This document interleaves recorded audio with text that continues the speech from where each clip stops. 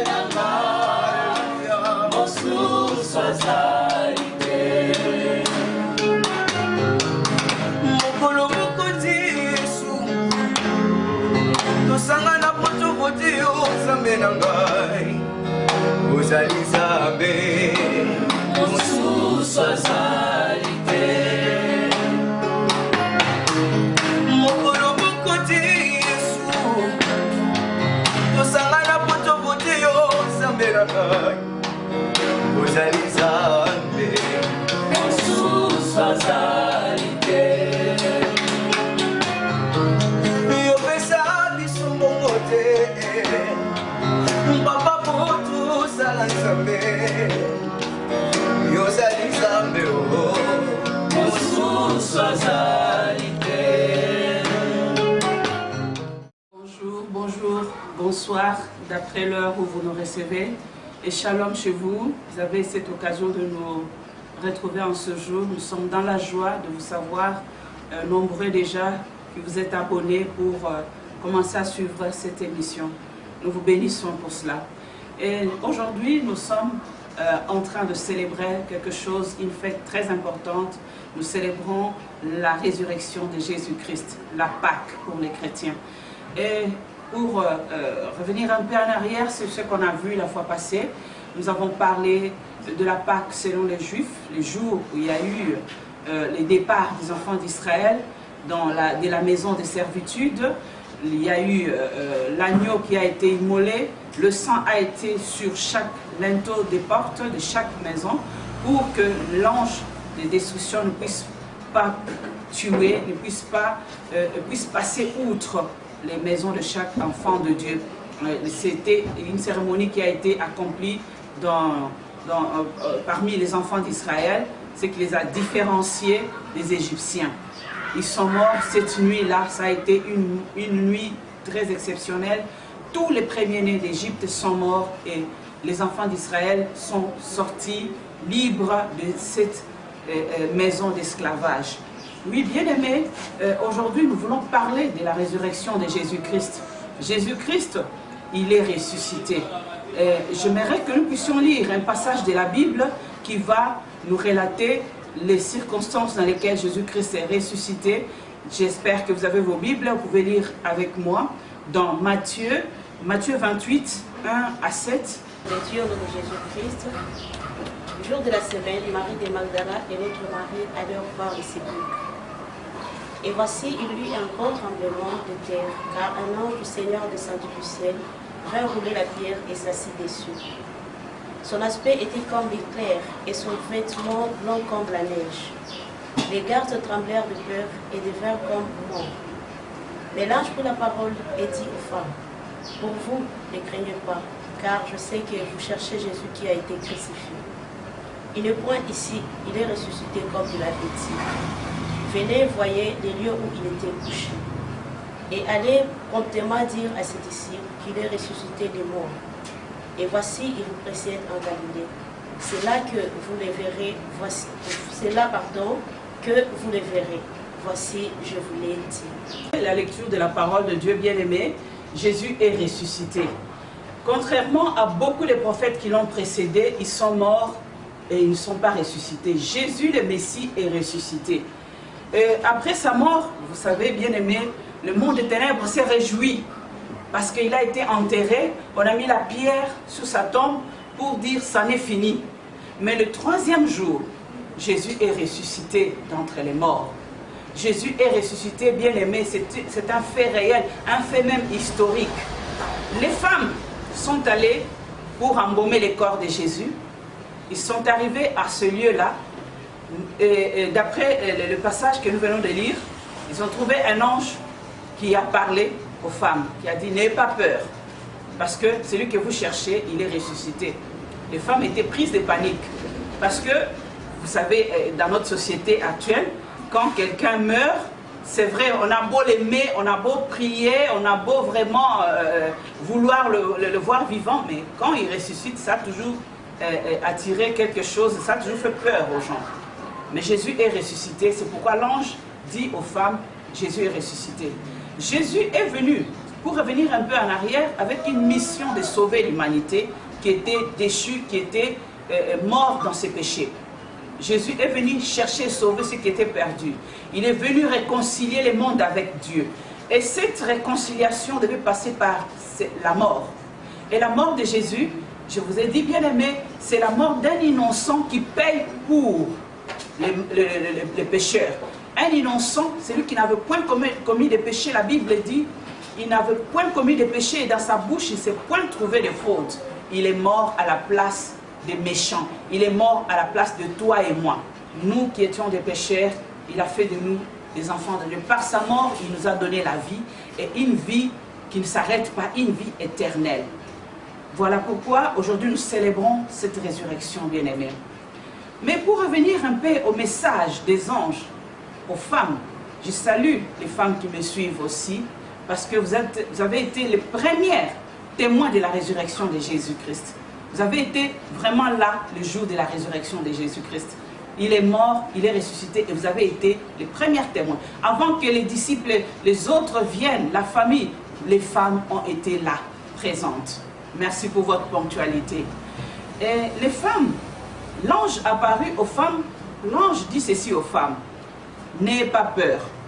D'abord, il y a quatre parties importantes dans le message que l'ange a donné aux femmes.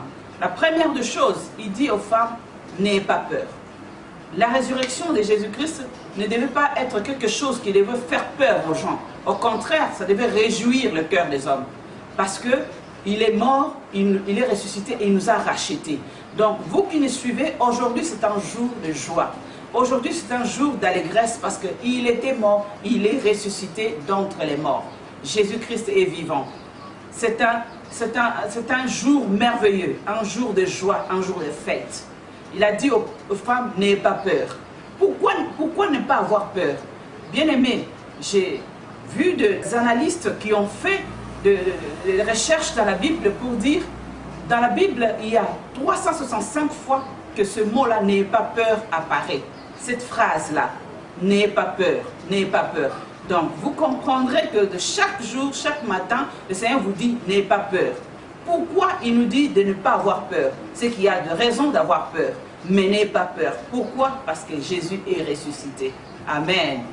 Et il est ressuscité, il est vivant, n'ayez pas peur. Quelle que soit la situation, quel que soit le problème, Jésus est vivant, il a vaincu la mort. Et autre chose encore, autre partie dans ce message des anges aux femmes, il a dit, pourquoi cherchez-vous parmi les morts celui qui est vivant? Il n'est pas ici. Bien-aimés, la plupart des gens, ils cherchent Jésus parmi les morts. Ils cherchent Jésus dans des bars. Ils cherchent Jésus dans des maisons des occultistes. Ils cherchent Jésus partout ailleurs, là où Jésus n'est pas. Il n'est pas ici. Il n'est plus dans le tombeau. Regardez, le tombeau est vide. Donc, les femmes devaient constater que Jésus est ressuscité. Le tombeau est vide. Bien-aimés, jusqu'aujourd'hui, le tombeau est vide. Si vous avez l'occasion d'aller en Israël, vous visiterez cet endroit, vous verrez, le tombeau est vide. Jésus est ressuscité, il est vivant. C'est un fait historique, bien-aimés. Ce n'est pas légendaire, c'est historique, c'est attesté. Les femmes l'ont attesté et jusqu'aujourd'hui, vous pouvez aller, vous trouverez les tombeaux vides. Deuxième chose, le Seigneur dit, l'ange plutôt, dit aux femmes, allez. Troisième chose, voulais-je dire, allez dire à mes disciples qu'il est vivant, il est ressuscité. Dieu a donné, les anges ont donné une recommandation aux femmes d'aller propager la bonne nouvelle. Femme, toi qui nous suis, peut-être que tu as tout le temps de parler d'autre chose, sauf d'annoncer la résurrection de Jésus-Christ. Jésus nous a chargés d'une mission, d'aller annoncer sa résurrection au monde. Il est vivant, il est ressuscité d'entre les morts. Il n'est plus dans le tombeau. Venez voir les lieux où il était, il est vivant. Il est vivant et il vit au siècle des siècles. Jésus le Messie, le Rédempteur vivant. Bien-aimés, je ne sais pas, pendant que vous êtes en train de suivre ce message, le Seigneur est en train de vous interpeller, peut-être que vous avez un problème, vous avez une situation, vous avez une maladie, vous avez même des morts dans vos maisons. Jésus-Christ, il est ressuscité parce qu'il devait nous donner un exemple. C'est-à-dire que nous aussi, nous allons ressusciter. Donc, tu nous suis, tu es en train de suivre ce message, ce n'est pas un hasard. Il y a des choses qui vont aussi ressusciter dans ta vie. Il y a des situations qui vont aussi ressusciter dans ta vie. Parce que tu es en train de suivre Jésus-Christ, le ressuscité des troisième jours. Alléluia. Il est vivant. Il est vivant au siècle des siècles. Alors, dans ce message, j'ai aimé, parce que si je peux aussi ouvrir une parenthèse par rapport aux femmes, le Seigneur m'a chargé aussi d'une mission d'encadrer les femmes, de prêcher l'évangile aux femmes. Nous voyons que beaucoup de femmes se disent non, je ne peux pas oser, je ne peux pas aller, c'est une affaire d'homme. Ici, bien aimé, si tu avais ces genres de raisonnement, tu peux être encouragé ce matin. ou cet après-midi, ou ce soir, selon que tu me suis, tu peux être encouragé pour dire, je suis chargé d'une mission, c'est d'annoncer Jésus-Christ est ressuscité. Il l'a dit, allez dire à mes disciples. Il n'a pas dit, va dire seulement aux femmes. Il a dit, va dire donc aux hommes et aux femmes, nous pouvons, nous femmes, annoncer aussi l'évangile de Jésus-Christ. Bien-aimés, si Jésus-Christ n'était pas ressuscité, notre foi serait vaine.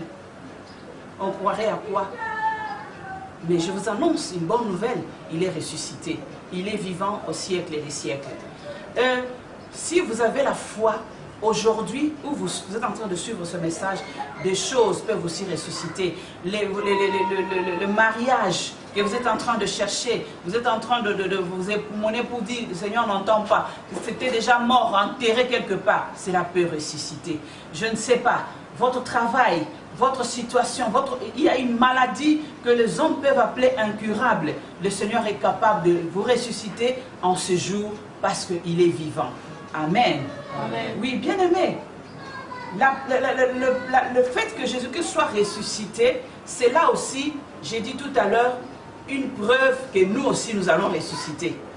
La Bible dit dans Colossiens 2 qu'il nous a ressuscités ensemble.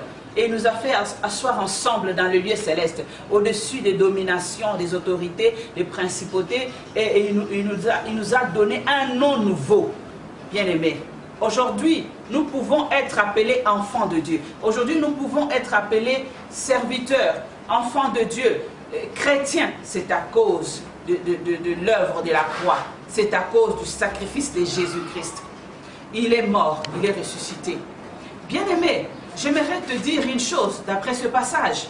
La même puissance qui a ressuscité Jésus d'entre les morts, la même puissance-là, la puissance du Saint-Esprit est en nous aussi.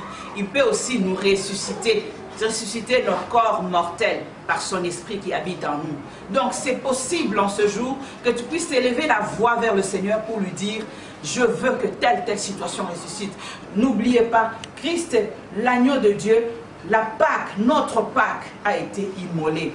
Donc nous avons aujourd'hui beaucoup d'avantages, bien-aimés. Tout d'abord, la liberté d'entrer dans sa présence, dans la présence de Dieu, à cause de l'œuvre de Golgotha. Il a payé le prix.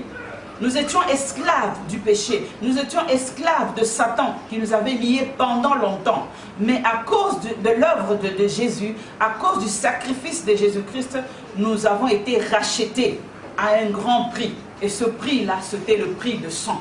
Jésus a donné sa vie pour que toi, tu aies la vie. Et que tu aies la vie éternelle. Aujourd'hui, même si les médecins ont dit qu'il te reste autant de jours, la maladie qui fait terreur aujourd'hui t'a déjà envahi. Il te reste autant de jours pour mourir. Il suffit seulement que tu dises, j'accepte celui qui est ressuscité d'entre les morts.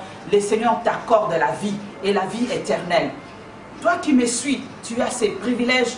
Pendant que tu es en train de nous suivre là, il y a quelque chose qui est en train de se passer. Le Seigneur est en train d'opérer un miracle dans ta vie. Un Dieu de miracles, un Dieu du jamais vu. C'est possible. Je pense que tu dis aussi, c'est possible. Amen. Amen. Nous, bien-aimés, nous voulons aujourd'hui, pendant ce temps, nous rentrer en nous-mêmes. Quelle est la situation qui se pose à nous? Quel est le problème qui se pose à nous? Quand nous avons accepté Jésus-Christ dans nos vies, il est devenu le maître de notre vie. Il est devenu le Seigneur de notre vie. Il est devenu celui qui nous conduit. Son esprit habite en nous maintenant. Son esprit peut nous ressusciter aussi de la mort, du péché. Même si ce péché-là qui a beaucoup travaillé en toi t'a rendu esclave. Tu es esclave des maris de nuit, des femmes de nuit qui travaillent en toi au jour le jour. Tu te demandes comment t'en sortir. C'est simple, bien-aimé. Il suffit tout simplement d'accepter en ce jour le sacrifice, tout simplement, le sacrifice de Jésus-Christ qui est ressuscité d'entre les morts et qui peut aussi apporter sa vie à tout celui qui croit en lui, à tout celui qui espère en lui, qui l'accepte comme Seigneur et Sauveur. Voilà un peu ce que nous avons comme bonne nouvelle en ce jour, la vie, la résurrection de Jésus-Christ qui est venu chercher et sauver ceux qui étaient perdus, qui est venu libérer les captifs, qui est venu nous réconcilier avec le Père. Nous qui étions vraiment séparés de Dieu par nos offenses, le Seigneur est venu nous rapprocher, il est venu nous réconcilier avec Dieu par sa mort. Nous sommes maintenant réconciliés avec Dieu. Nous pouvons appeler Dieu Père. à cause de Jésus, à cause de son œuvre, à cause de son sacrifice. Que Dieu vous bénisse. Vous qui nous avez suivis, vous êtes touchés par la parole de Dieu, je vous encourage, vous avez fait un bon choix. Si vous n'avez jamais accepté le Seigneur Jésus-Christ dans vos vies, c'est une occasion aussi qui vous est donnée de l'accepter. N'oubliez pas que pour qu'il agisse dans vos vies, il faut aussi qu'il soit dans vos vies. Il ne peut pas agir en dehors. Donc nous devons l'inviter dans nos vies. La Bible dit dans Apocalypse 3:20, je me tiens à la porte, je frappe. Si quelqu'un entend ma voix, il ouvre, j'entrerai, je souperai avec lui. Bien aimé, aujourd'hui, c'est une occasion qui vous est donnée d'inviter le Seigneur. Le Seigneur, on l'invite. Il entre dans vos vies et il fait de votre cœur sa demeure. Il fait de votre esprit sa demeure. Il habite en vous, il devient votre Seigneur et votre Sauveur. En ce moment-là, toutes les autres prières que nous pourrons faire par rapport à la résurrection auront trouvé maintenant raison. Je vais prier. Vous allez répéter après moi. Seigneur Jésus, j'ai écouté votre parole. Je m'engage aujourd'hui. Je donne ma vie au Seigneur. Je vous donne ma vie. Viens en moi. Entre dans mon cœur. Sois le maître de ma vie. Dirige ma vie. Aujourd'hui, je deviens enfant de Dieu. Parce que je suis né de Dieu. Cher Saint-Esprit, dirige ma vie. Au nom de Jésus. Oui, maintenant nous allons prier pour que des choses ressuscitent dans votre vie. Que vous soyez ressuscités. J'ai dit que tout cela se fait par la foi, bien-aimée. Notre prière que nous faisons maintenant, nous avons foi en Jésus-Christ. Il avait promis qu'il allait ressusciter, il est ressuscité. Il a promis de vous sauver, il va vous sauver.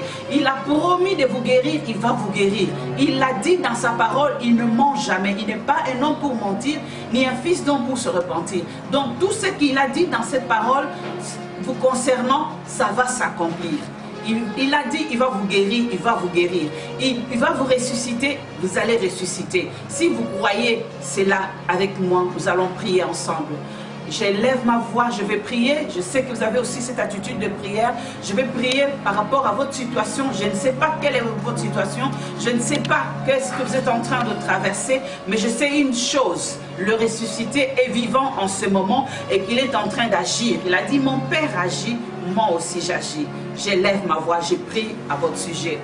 Seigneur, je te loue, je te rends grâce. Parce que tu es le Dieu miséricordieux. Lent la colère est riche en bonté. Tu as vu tes enfants qui ont manifesté la volonté, qui ont manifesté la joie de te chercher et de te trouver en ce jour. Seigneur, manifeste-toi dans nos vies. Manifeste-toi dans leur vie, dans tout ce qu'il y a comme situation qui a duré, toute situation qui est morte. Seigneur, tu es vivant, tu agis encore. Lève-toi. Quelle que soit cette maladie, j'ordonne à l'esprit de résurrection de toucher le cœur, de toucher le corps de mon frère et ma soeur et de le restaurer, de le rétablir au nom de Jésus. Tu es le maître, tu es le vivant, tu es celui qui guérit toute maladie, tu es celui qui restaure toute situation. Oh Dieu, lève-toi, opère un signe à notre faveur. Guéris-nous, Seigneur, étends ta main afin que s'accomplissent des prodiges et des miracles, parce que tu es le ressuscité, tu es celui qui agit au-delà de ce que nous pouvons penser ou imaginer. Nous te prions, Seigneur, de toucher le cœur de tes enfants et d'agir au nom de Jésus. J'ai ainsi prié, j'ai dit, merci Seigneur Jésus-Christ. Merci Seigneur Jésus-Christ. Amen.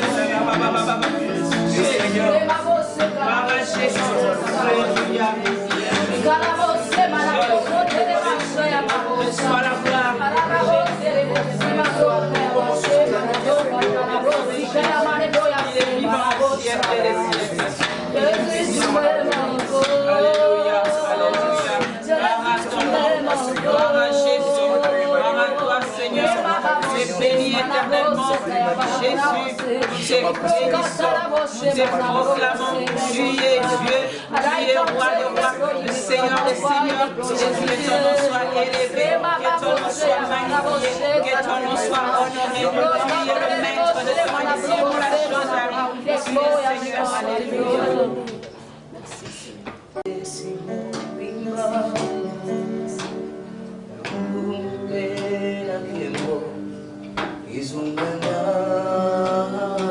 Jésus, alléluia.